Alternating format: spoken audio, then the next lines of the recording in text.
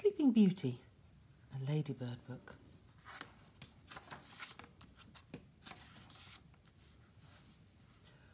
Once upon a time there lived a king and a queen who were very happy, except for one thing. They both longed to have children, but they had none.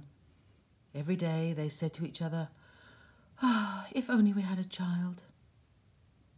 Now it happened one day when the queen had been bathing, a frog crept out of the water and spoke to her. It said, "Your wish shall come true. Before a year is gone, you shall have a daughter." The queen was delighted and she hurried to tell her husband the good news. Within a year it happened as the frog had said. A baby daughter was born to the king and queen and they were filled with joy. The child was so pretty that everyone who came to see her cried, "What a beautiful baby!" The king was so proud of his baby daughter that he ordered a wonderful christening feast to be prepared. The king invited all his friends to the feast, as well as kings, queens, princes and princesses from other kingdoms. The king wanted the good fairies to be godmothers to his daughter. Now, there were 13 fairies in the kingdom, but one was very old and no one had seen her for many years. As the king only had 12 golden plates, he invited just 12 of the fairies to come to the christening feast. The old fairy was not invited. When the christening feast was over, the good fairies went up to the princess to give her their magic gifts. The first fairy said, "You shall have a beautiful face." And the second fairy said, "You shall think beautiful thoughts." The third fairy said, "You shall be kind and loving." The fourth fairy said, "You shall dance like a fairy." The fifth fairy said, "You shall sing like a nightingale." When 11 of the fairies had given their gifts, the baby had been promised everything in the world one could wish for. But at that moment, the 13th fairy suddenly arrived. She was furious because the king had not invited her to the feast. Pointing to the baby, she cried in a loud voice, "When the king's daughter is 15 years old, she shall prick herself with a spindle and fall down dead." Without another word, she rushed out of the palace. All the people at the christening feast fell back in horror when they heard the words of the wicked fairy. The queen began to cry and the king did not know how to comfort her. Then the 12th good fairy, who had not yet given the baby her gift, stepped forward. "Do not weep, O queen," she said. "I shall do what I can to help. I cannot undo the evil spell of the wicked fairy, but I can soften it a little." "The princess will prick herself with a spindle," went on the 12th fairy, "but she shall not die. She will fall into a deep sleep that will last for 100 years.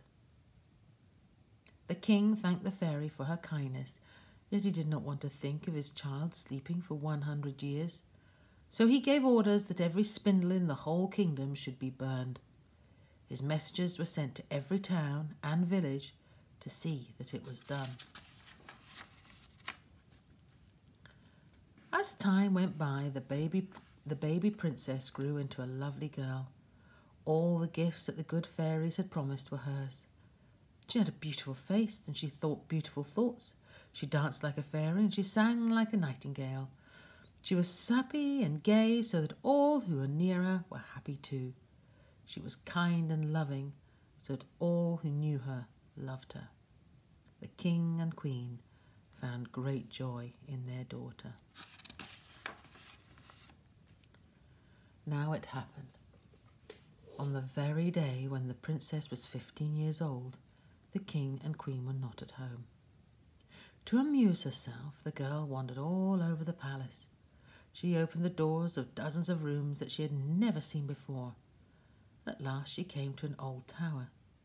She climbed up the narrow, winding staircase and found a little door at the top. She turned the rusty key in the lock and the door opened.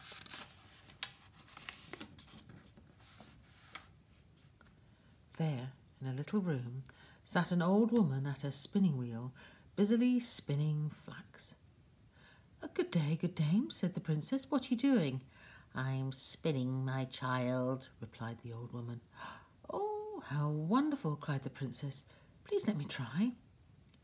But no sooner had the princess touched the spindle than the words of the wicked fairy came true. She pricked her finger.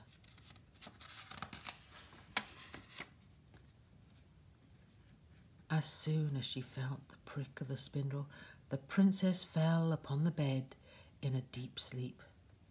The old woman fell asleep upon her chair, and every other living creature within the palace also fell asleep. At that very moment the king and queen had returned home for their daughter's birthday, and they fell asleep in the great hall of the palace.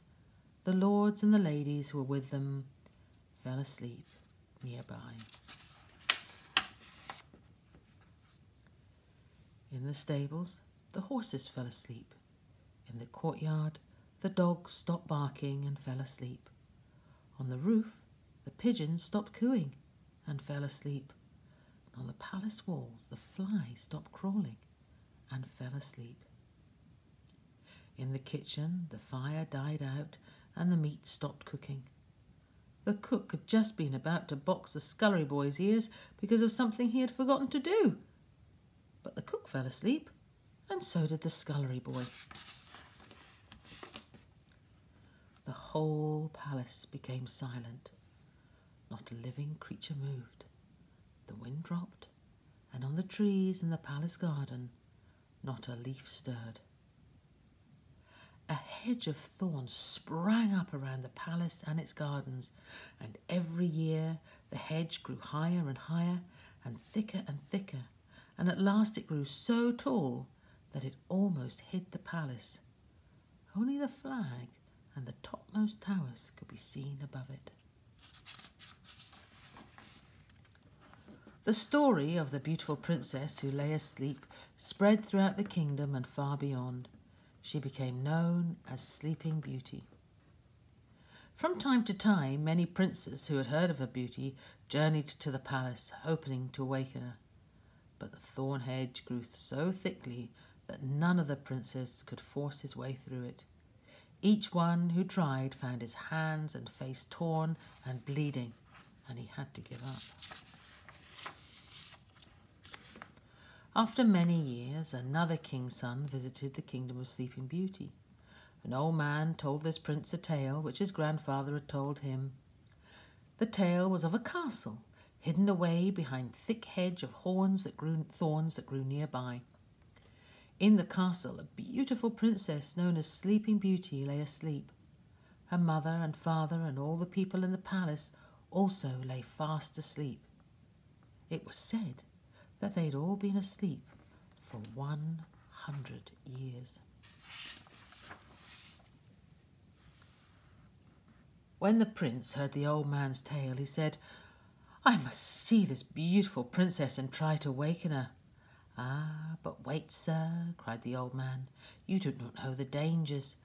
My grandfather told me that in years gone by, many young princes tried to break through the hedge.